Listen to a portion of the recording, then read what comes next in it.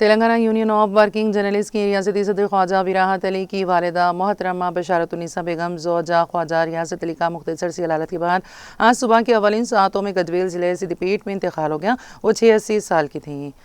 بعد نماز اثر مدینہ مسجد مرکز گجویل میں نماز جنازہ ادا کی گئی۔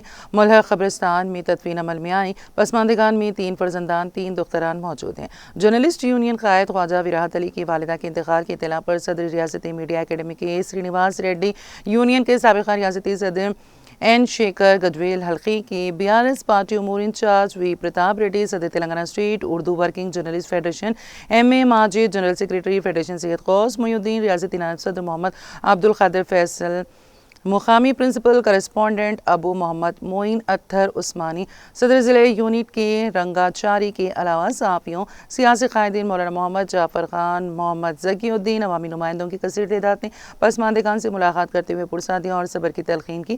مختلف اضلاع کے اردو صحافیوں جن میں محمد قاسم، محمد امتیاز الدین اور دوسرے شامل ہیں، نماز جنازہ اور تدفین میں شرکت کی۔